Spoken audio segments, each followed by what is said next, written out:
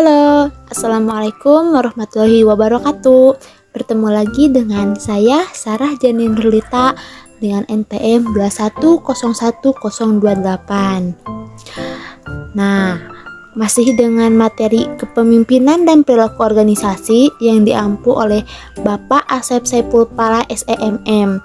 Untuk sekarang, judulnya mengenai perilaku kelompok dalam organisasi. Nah, sebagai makhluk sosial, manusia tidak bisa dipisahkan dari aktivitas kelompok. Maka dari itu, terbentuklah teori kelompok. Salah satu teori pembentukan kelompok ialah teori keseimbangan, a balanced theory of group formation, yang dikembangkan oleh Theodore Newcomb. Teorinya mengatakan bahwa seseorang tertarik pada yang lain didasarkan atas kesamaan sikap di dalam menanggapi sesuatu yang tujuannya relevan satu sama lain. Duncan dalam Sofandi mengemukakan ada 4 ciri utama kelompok.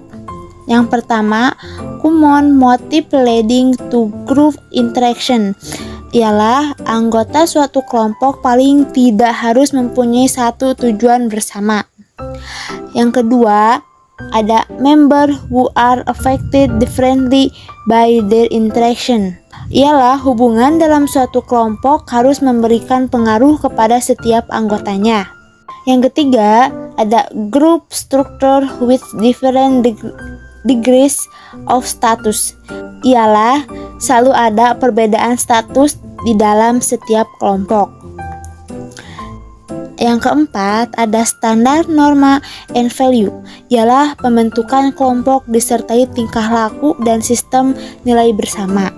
Maka, setelah adanya teori kelompok, maka muncullah bentuk-bentuk kelompok yang tercipta dari teori-teori kelompok tadi. Ada 3 kelompok. Yang pertama, ada kelompok primer, kelompok kecil yang dijumpai hanya untuk dihubungkan dengan suatu kriteria ukuran jumlah anggota kelompoknya.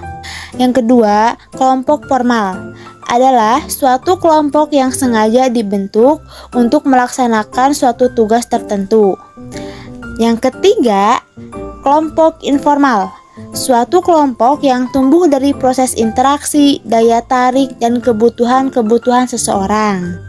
Adapun faktor-faktor yang mempengaruhi prestasi kelompok menurut Gita Sudarmo, ada 2 faktor, ada faktor eksternal dan faktor internal.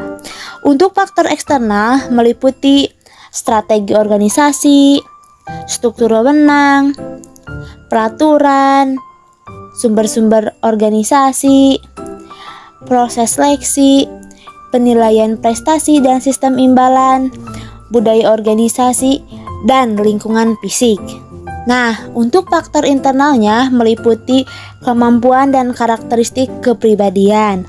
Itulah perilaku kelompok dan organisasi yang dapat saya paparkan. Untuk kurangnya mohon maaf. Semoga materi ini bisa dapat dipahami oleh kalian. Sampai ketemu lagi. Assalamualaikum warahmatullahi wabarakatuh.